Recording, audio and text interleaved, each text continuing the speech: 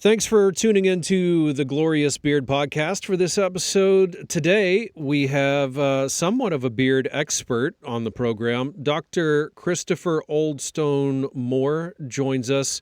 He's written a book and a whole lot of articles and just is a really fantastic person when it comes to the realm of beards, beard research, and beard history.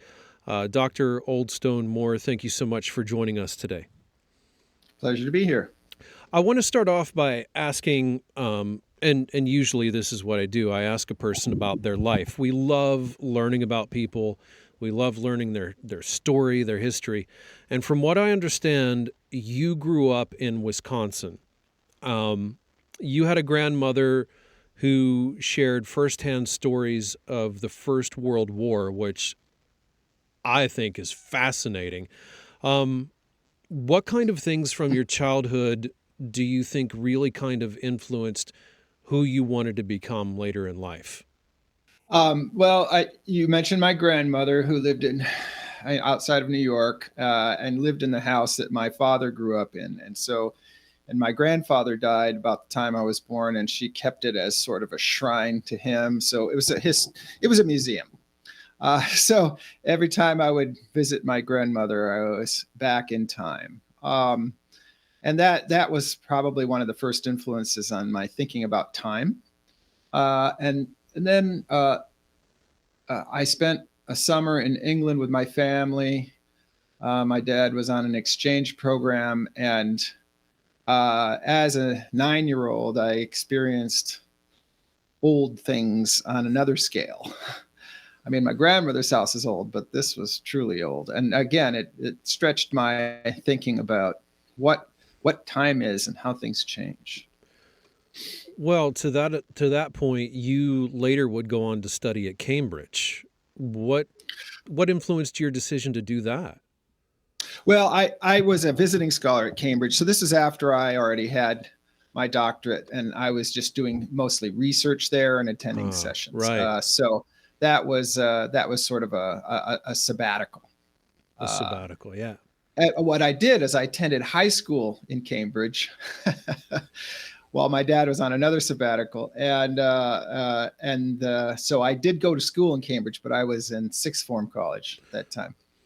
Right. And for those of you out there who don't know what sixth form is, it's kind of the American equivalent of maybe, Doctor, would you say junior college, or it's a weird transitional period between English high school and going to university?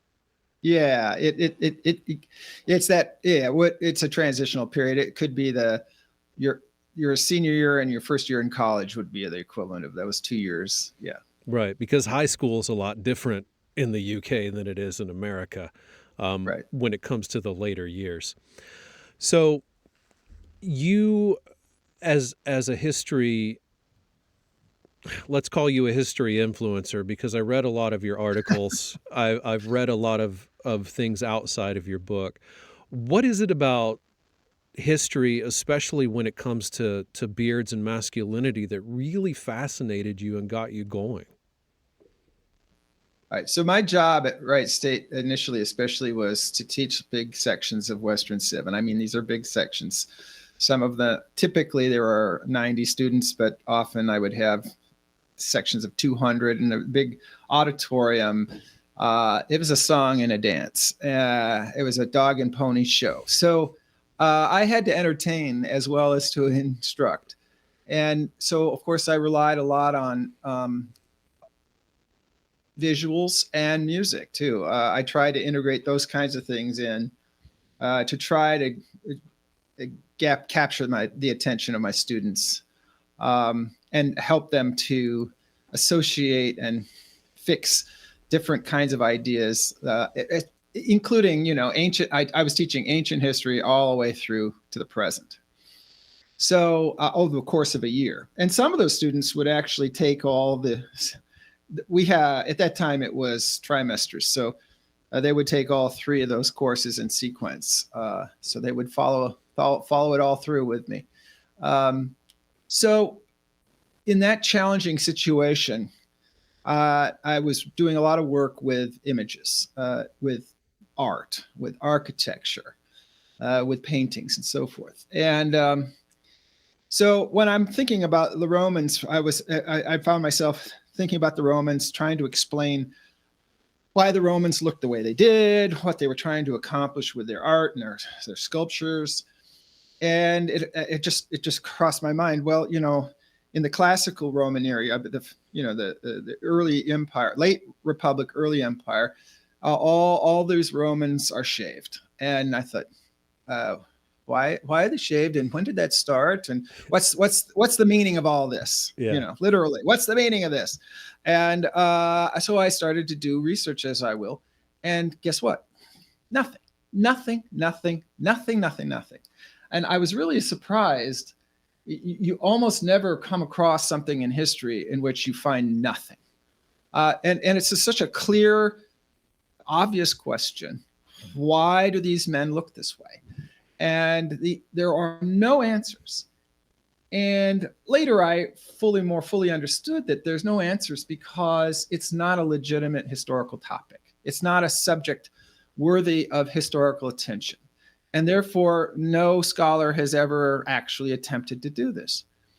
And so, of course, you'd be a fool to do it as a scholar, right? But luckily, unluckily, I didn't care. I figured this is something to do, and I wasn't too worried about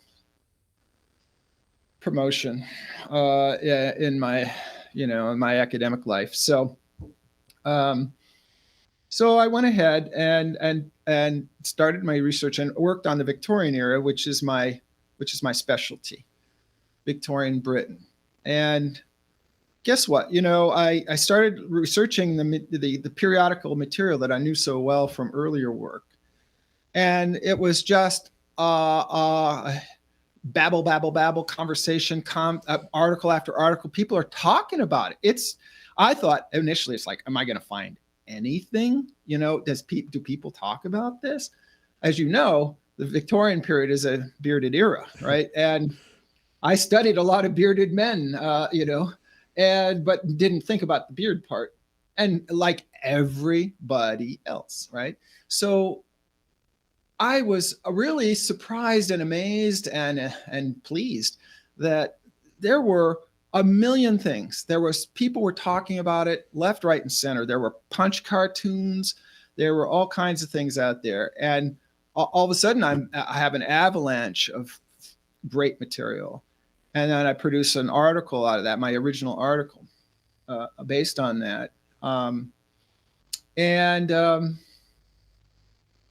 that got me going. And then occurred to me, hey, I teach Western Civ. In a way, there is a Western Civ of beards, right? Beards are going to play out in Western Civ from beginning to end, just like I teach it.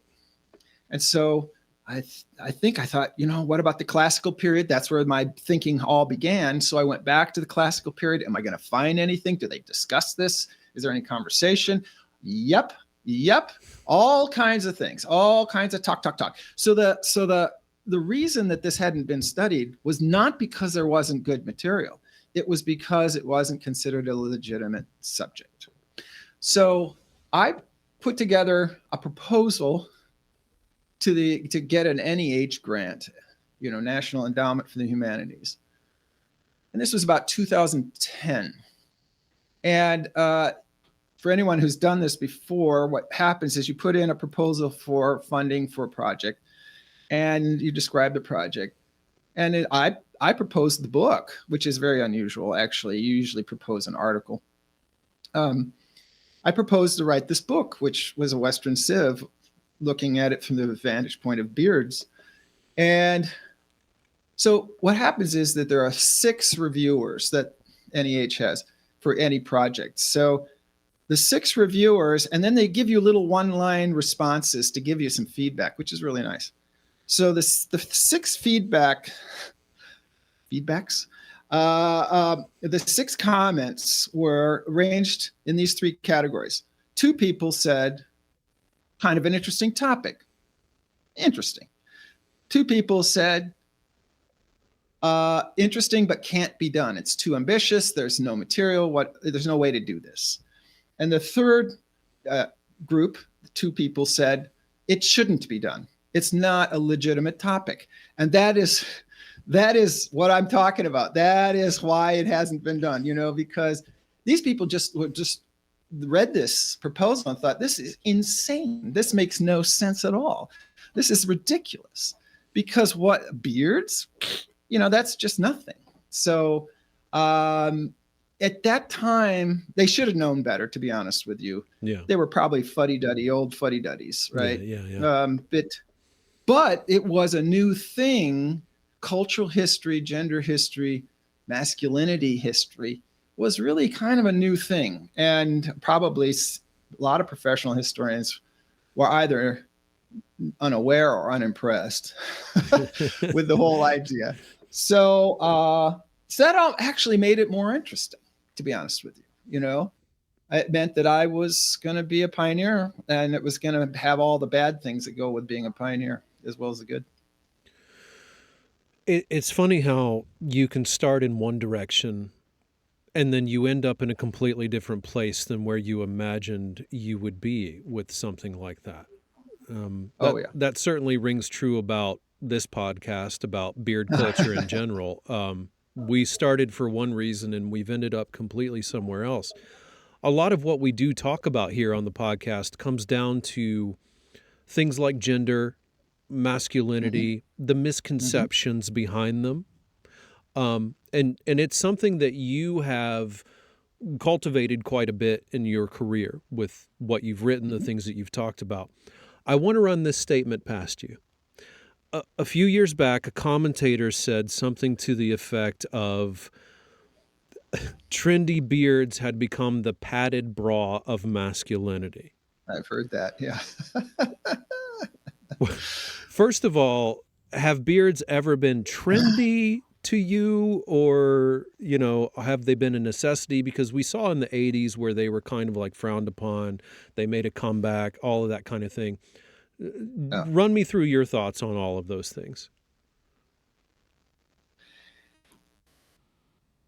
Yeah, I have two thoughts about the padded bra thing. That comes from there's an element of truth and an element of untruth in that statement. And the element of truth is that beards definitely have a lot to do with psychology. The perception, both the perception of the wearer and the perception of the observer. So there's no question that it has a lot to do with the perception of a man, and as a padded bra would, or any kind of clothing accessory would. Right. But it underestimates what's at stake here. It's not simply saying I'm going to have bigger breasts or bigger facial impression. There's so much more involved, and frankly, probably more involved than a padded bra too. But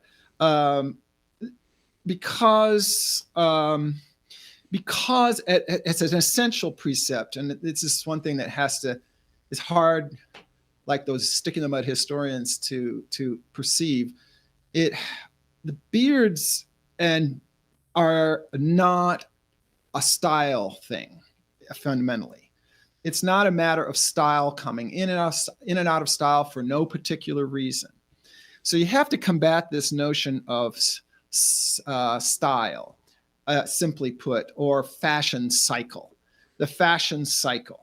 Well, if fashion cycles last 400 years, then it's a fashion cycle. But I don't think that makes any sense to say, a fashion cycle of 400 years. That makes no sense.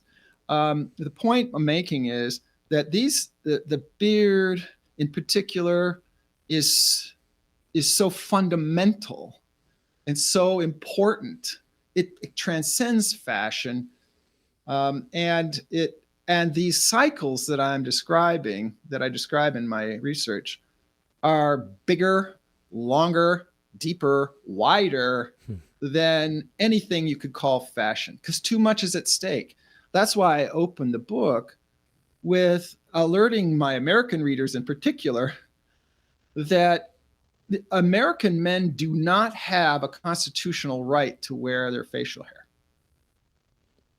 Because the Supreme Court has ruled in 1976 that an employer has the right, if there's a reasonable value in it for the employer and their business, the employer has the right to dictate shaving to its employees, which means that, you don't have a fundamental right to wear facial hair as you choose. That is right away an indication that this is far more important than a padded bra, far more important than a fashion statement. It says too much, and it means too much to be even allowed to the individual choice of a man in many cases. Yeah. The military will never let you make a choice about your facial hair. High school teachers, if the principal of your high school insists that you shave, that principal has the right to enforce that and fire you if you refuse. So this, I have to impress on people, is a much bigger deal. So that's still in place. Yes, it's established precedent. Wow. Now, what people don't realize is that generally speaking, it's not enforced, right? In most cases, employers aren't going to try to enforce that necessarily on their employees, but they have the right to do it if they so choose. In fact, companies have been retreating. Disney, McDonald's, and others have been retreating from we just saw the Yankees abandon their strict shaving policy. But remind you that up until this very year, the Yankees had a shave policy and required their players to shave. Yeah. And they had the legal right to do that, which allowed it to happen in the first place. And the reason they backed off is not because of a lawsuit. The reason they backed off is because they wanted to recruit a player who refused to shave, and they decided, well, is it our policy or that player that is going to put priority on? So that's where that comes from. And the same is true for the other companies, like Disney, who have decided to back down on their pretty strict policies that used to have.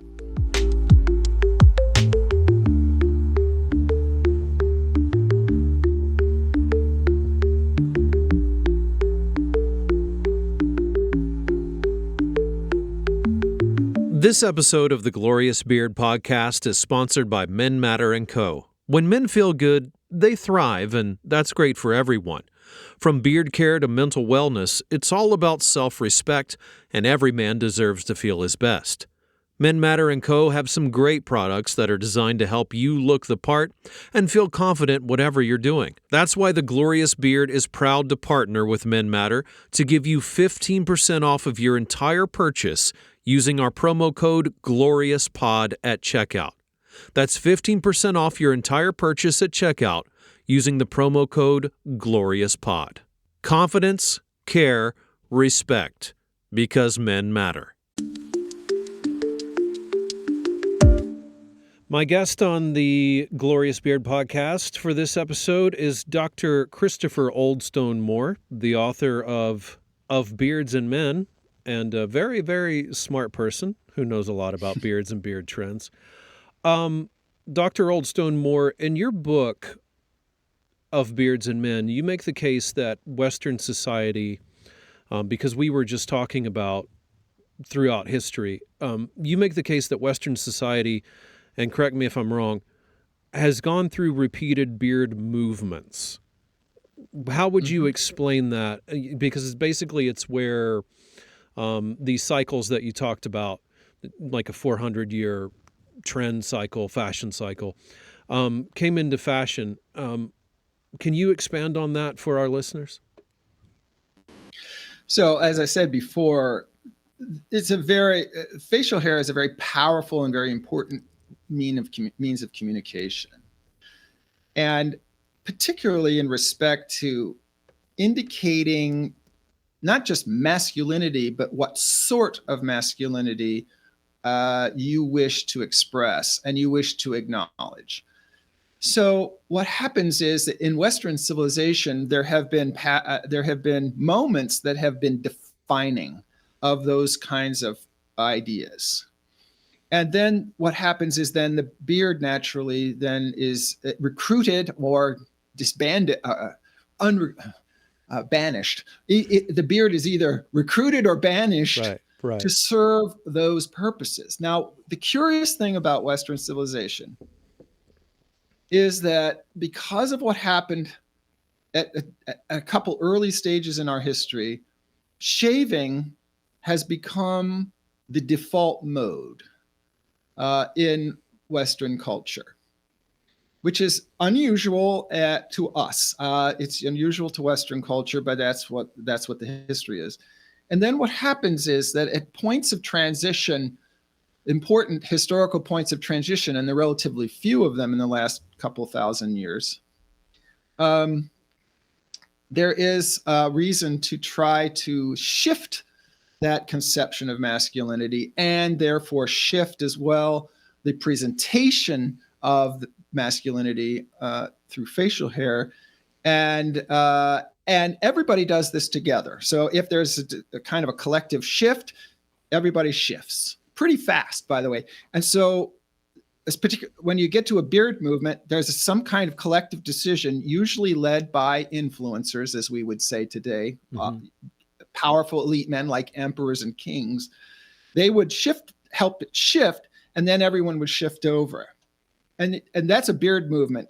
You shift from shaving into beards, that happens really fast because there's some message that needs to be, there's a new organization of masculinity. Then the weird thing is then the beards sort of fade out into smaller beards, then mustaches, and then they fade out completely. Right. There's a tail end to that beard movement. And then we return to shaving. And that shaving period will last for a while.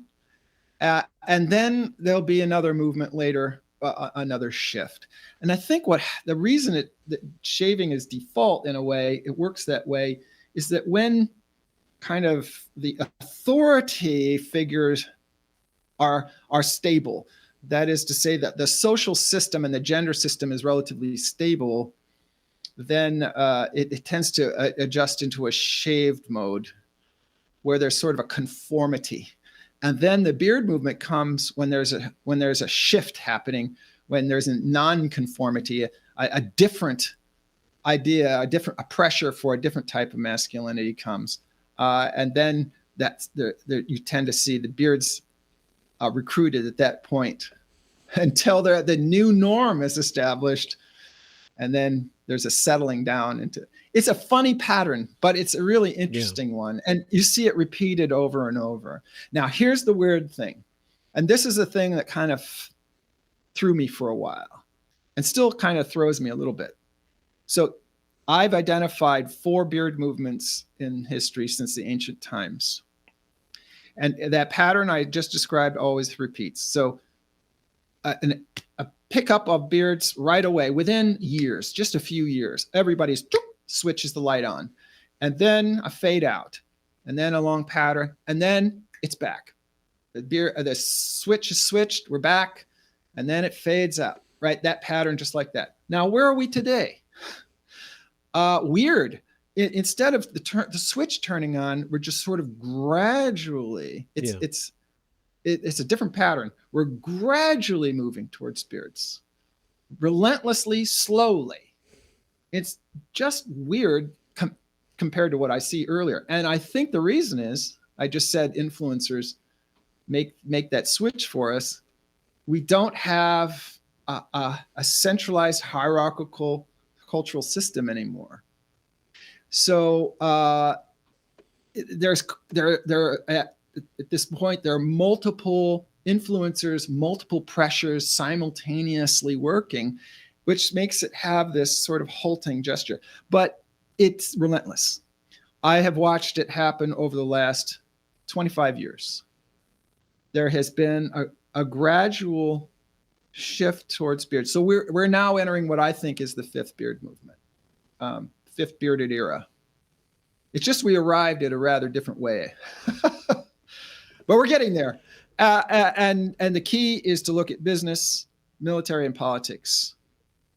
And you see it, the beards are making their inroads into those areas.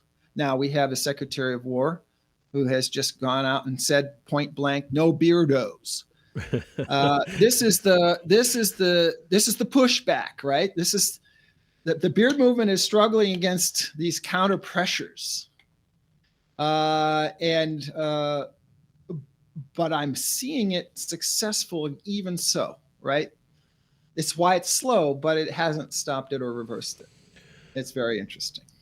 Do you think that a good portion of that is because of us being in the wake of, and I don't want to get too political, but being in the wake of a movement where people, because I believe you're right, the online, the social influencer, the social media, that kind of thing certainly pushes a surge. But do you think that in the wake of political times now, how people are more apt to organize, to get together, to fight for the things that they're believing in these days in certain subjects, that is kind of what is keeping this current beard movement alive in the face of things like no beardos? Yeah, well, here's the weird thing, right? You raise politics, which is a good point. It's beards are successful regardless of your political orientation. It's one of the sure signs of success for the beard movement is that conservatives are embracing beards in a big way. It used to be that it was just liberals and nonconformists. But this is, I think, because I say this even in the book, which is now 10 years old, that our modern conservative movement is actually a nonconformist movement. It's not really a conservative movement in the real sense. It's actually it's a populist countercultural movement. And that's one of the reasons they embrace beard. And J.D. Vance's beard is a countercultural kind of beard, even though he's a conservative, so-called conservative. And the beards are popular on the left as well. Also because of countercultural a nonconformist. And that's what I think you're talking about, is that there's this general attitude of nonconformity and protest.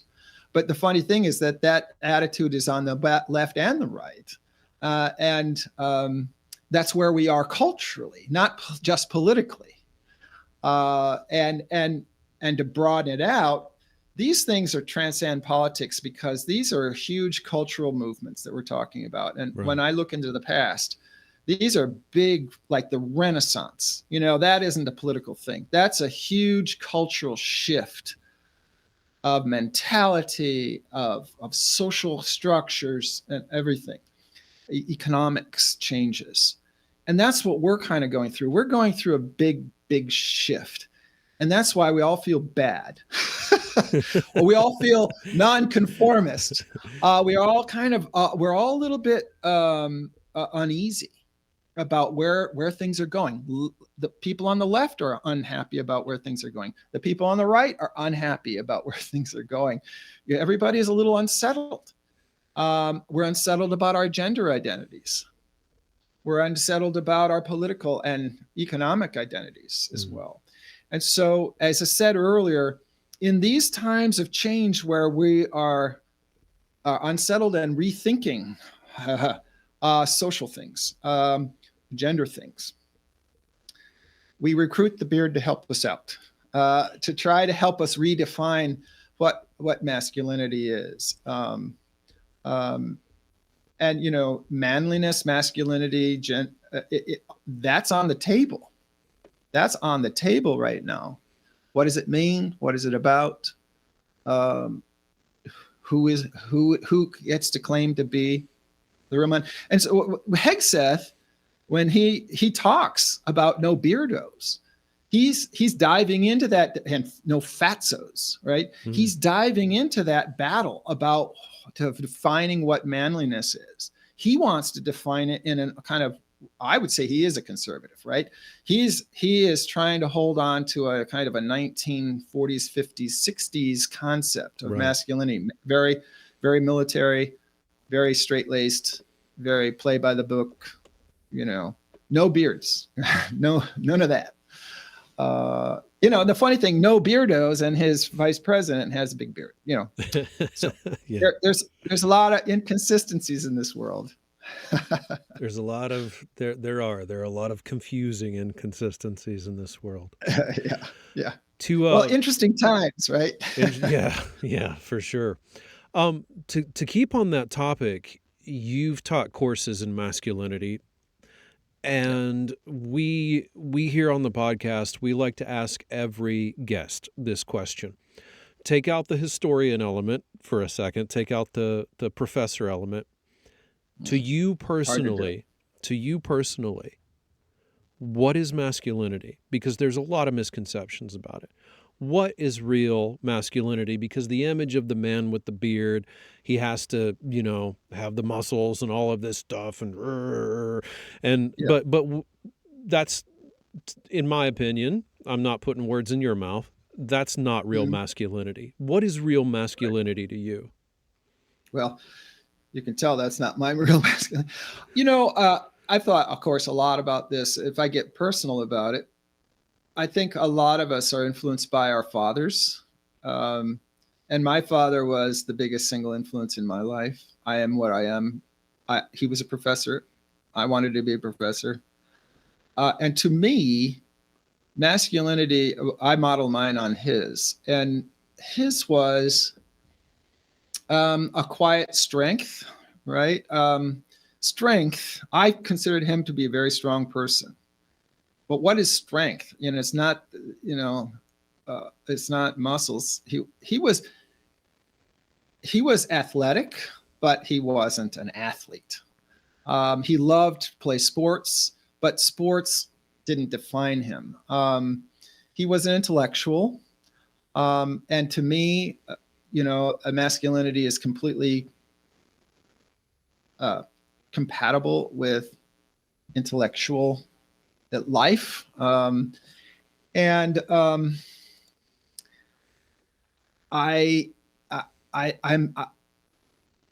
admired that, and I wanted to be that, and I've tried to be that. A kind of personal strength, and and reliability, dependability, and steadiness,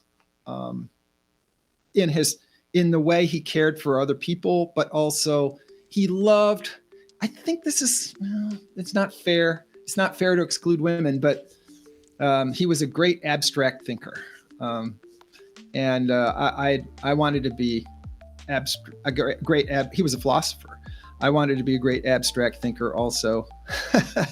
I don't know that excludes femininity, but what I mean to say is, I don't think women are excluded from being any of those things. But for me, that was being a real man.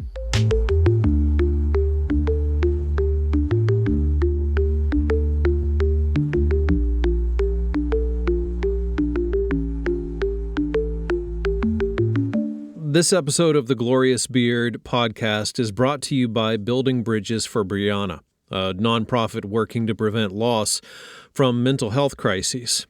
Founded in memory of 15-year-old Brianna Dorgan, the organization connects individuals and families with the support and resources that they need, while also helping communities to talk more openly about mental health. To learn more or to get involved, you can visit bb4bpa.org, because nobody should have to face life alone. You are listening to the Glorious Beard podcast, sponsored by Men Matter & Co. Men Matter & Co. are a beard care company that focus highly on men's mental health, and a portion of every purchase goes to men's mental health charities. You can go to menmatterandco.com, put in the promo code GLORIOUSPOD, and receive 15% off of your order at checkout on any beard care products you may need. My guest today is Dr. Christopher Oldstone-Moore, the author of of beards and men. That's hard to say with two ofs. Yeah, Of Beards and bad, Men is bad the choice. book, and he's graciously joined us today. Um, Dr. Oldstone-Moore, in your research, what are some of the more unconventional and wild things that have really fascinated you that maybe a lot of people wouldn't know about beards or beard culture?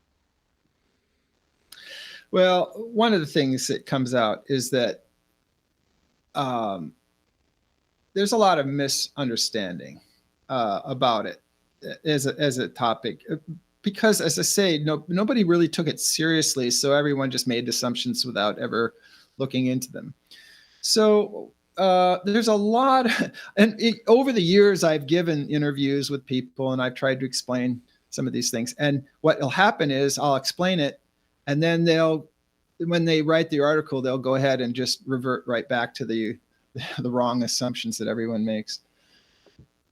Either they didn't hear me or they didn't believe me, I guess, is what I'm saying. And one of the examples of that is the idea that, beards come and go partly based on technology, right? So that, Gillette safety razor led us to a shaven era because now men could shave easily and cheaply. And that's just simply not even close to true. It's just not even, it's just not true, period. But it's so convenient and it makes so much sense that you just believe it because that's a handy way to explain something. Beards were going out. It's exactly the opposite, right? Beards were going out, and Gillette hit the market right at the right time, Right. so that he could provide the technology for what men wanted and needed to do, right? And so it's completely the reverse. So you're telling a false story by getting it wrong. The explanation always given, even by professional historians, about why beards became popular in the 19th century is that if you're in England, it's the Crimean War soldiers coming back from the Crimean War. And if you're in the United States, it's the Civil War soldiers coming back with beards and then establishing that trend. Again, both are completely wrong in not even close to true, right? It's the exact opposite. Beards had already been established by that time. And of course, the soldiers were adopting the mode of the time. But what people kind of remembered from their childhood at that time is that, oh yeah, I remember those bearded soldiers, and that must be the reason. Right. It's just not even true. People don't understand also that shaving is as old as civilization itself, that we've dug up thousands of copper razors that the Egyptians used to shave their faces. They were great shavers, those Egyptians. So technology was never a problem, one way or the other. If that was culturally important to shave, you got the job done, like the Egyptians, and the Sumerians did too. If you needed to get the beard, you could do it that way too. So anyway, that technology is not the story. It is, again, there's just too much at stake. It's too important it's been so important from the beginning of civilization. The other thing that I think is interesting, I hadn't really thought about this before I did the research, is that why do men have beards? Why do we even have beards? And at all. And I think I was of the kind of opinion that, I guess it's a leftover from our hairy ape days, right? So that's why I put a picture of a bonobo. That first picture in my book, and the first chapter, is a bonobo, because a bonobo, you look at the bonobo. The bonobo doesn't have a beard. There is no facial hair on these apes. Apes are hairy all over, but not on the face. Not on the face, yeah. They are the opposite of us. So the only conclusion you can draw, and I think it's the biologists will support this, is that we evolved the beard. Mm. We evolved the beard as human beings. It's so important that it actually evolved as an important feature of the human male, and our ape ancestors didn't have it. And it's part of our humanity. It's part of our becoming human. And that's how it again underscores how important it has been to us as human beings. And there's powerful reactions, and the psychologists get this in their research. There's powerful reactions, one way or the other, not always the same reaction, but always a powerful reaction, always a strong reaction to a beard or a lack of a beard, mm-hmm. always by males, by females, a white beard, a dark beard, all those things, all people do not fail to have a reaction or an opinion about those things. And I just love those videos where a bearded father of a toddler will suddenly shave and show up, and the child bursts into tears. Yeah, there's a whole bunch of videos. I'm sure you've seen them. Yeah, those are hilarious. Those are great, because it just shows you how elemental it is to, a toddler reading a face, and then that something wrong has happened to that father. It's just wrong. It's just wrong. Burst into tears. And this, so I just think that's something that really impressed me. And there's so many other things. Here's another thing, just for fun. Yeah. Just again to emphasize how important all this is. For most, between the 1200s and 1917, I think is the year. It was in the teens. The Catholic Church, according to canon law, it was an excommunicable offense for a priest to grow a beard. Wow. Excommunicable. That means that if your bishop requires shaving, which many bishops did, and you refuse, you can be thrown out of the church, not just lose your defrocked, but, until you repent. The point there is the shaven face was so essential to the identity of the Catholic priesthood as a unique form of masculinity and patriarchy, by the way, that to deviate from that authority and that it is just too important to allow. It's like a military. If you're in the military and you have to shave, and if you grow a beard and you refused, you'd be thrown in the brig, right? It's disobedience. And it's too important. It's too important for the collective image of your patriarchy group. And again, wow, it was a cardinal sin to wear a beard, right? That's crazy. For a lot of that history, right? Wow. Okay. Yeah.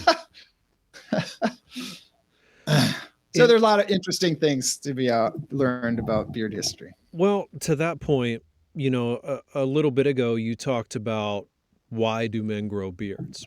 And in our community, in our beard community, I'll call it, we have a lot of different characters. We have a lot of different personalities and people.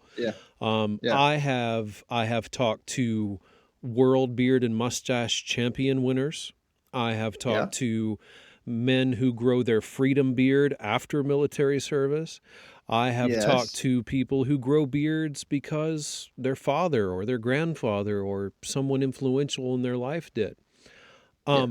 You, as a beard historian and author, noticeably, are not very often bearded. Is there a reason for that? Like, why do you choose not to have a beard as a man, or why have you at certain points? Yeah, well, there's a complicated question. There's a couple answers. I already mentioned to you that the biggest influence on me was my father, and he did not generally have a beard, although he grew one sometimes.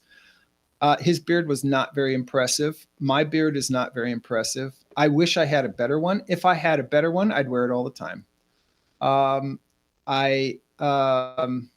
That's part of my, a burden that I carry.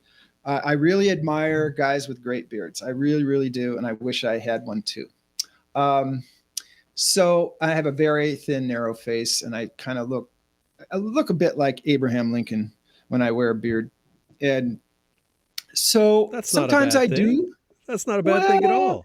Abraham Lincoln was famously ugly, and as I talk about in my book, uh, you know, one of the it's in the book. One of the reporters that was talking about Abraham Lincoln, and this was when he was shaven.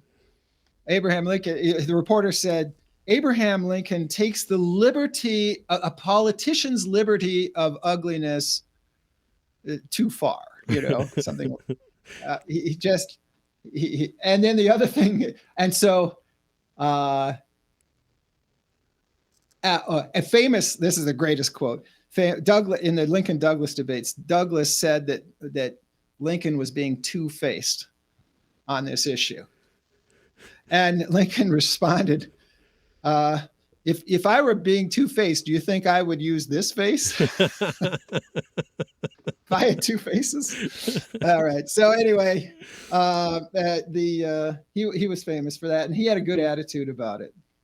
I also, so it's just, those are the main reasons. I do like to wear a beard, and the whole time I was promoting the book for about 2 years, I wore a beard, and that was okay. It needs a lot of maintenance. It doesn't curl. It just grows in all directions. I've even impressed my barber. Like I say, the problem with my beard is it literally grows in every direction. It's very straight and grows in all directions. And it's very difficult to keep trim. And the barber kind of laughed, and then he looked and he said, "Oh, you're right." It does grow in every direction. It grows that way, and that way. So it's a little bit of a challenge to keep going. And here's a third reason, or fourth. I don't know how many I've had. Okay. I've met a lot. You've met a lot of men like this. I've met a lot of men like this. Men who have worn beards all their adult lives. Mm-hmm. And then something happens. And you know what it is? It happens to us all. Well, most of us. Their beard starts to turn gray and their hair is still dark. Yeah. And there's a whole, for some guys, it's going to be 5 to 10 years where that's true, where your beard is like mostly or all gray and your hair is mostly or all dark. Stephen Colbert, remember he grew a beard for a brief time? His beard was pure white and his hair was dark. And that's exactly what I am. I have dark hair and 80% white beard. Wow.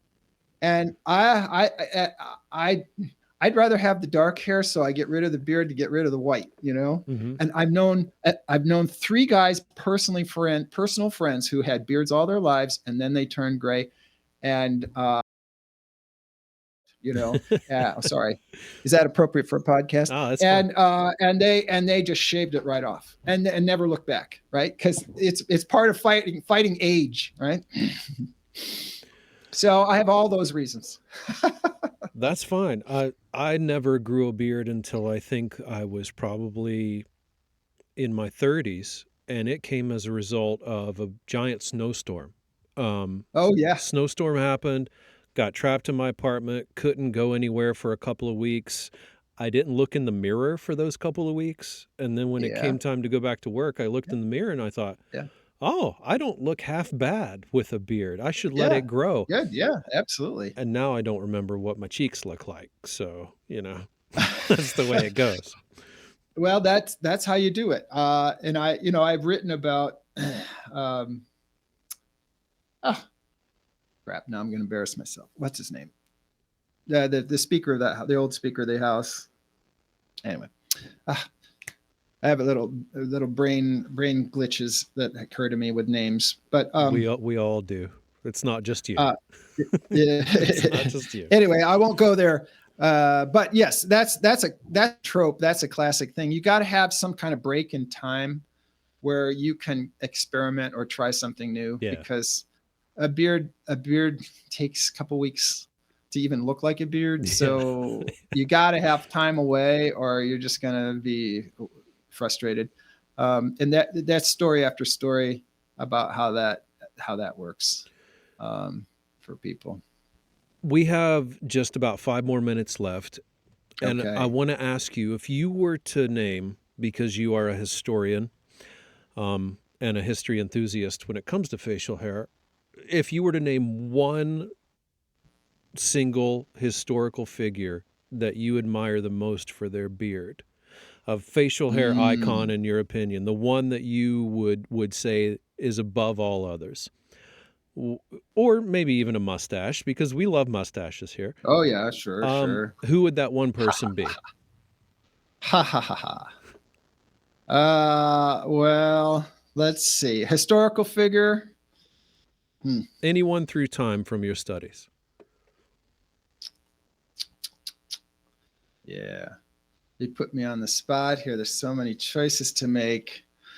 Um, I'd have to choose someone. I do going back to where I started this whole conversation with the ancient Romans, right? And these are probably enhanced by the artistry of the carvers, right? But you got to admire, Emperor Hadrian, Oh yeah. and Marcus Aurelius, who was his successor. These guys had, not only did they have great beards, they looked great, but they also meant something, right? They were really making a powerful statement about what kind of men they were and what kind of rulers they were. It was a very self-conscious choice. So it had both, aesthetic and ideological value. And I took a pic. When I was in Rome not long ago, I was made sure to run over to, there's the famous equestrian statue of Marcus Aurelius. Yeah, yeah. And I planted myself in front of that and said, take some pictures, because here's the guy, the bearded philosopher, emperor, philosopher and emperor.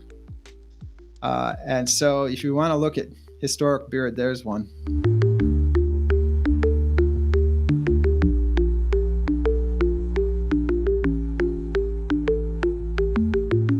My guest on the podcast today has been Dr. Christopher Oldstone-Moore. He is Senior Lecturer Emeritus at Wright State University. In addition to that, he has taught at the University of Chicago, Carleton College, Augustana College, Antioch College, and many other colleges.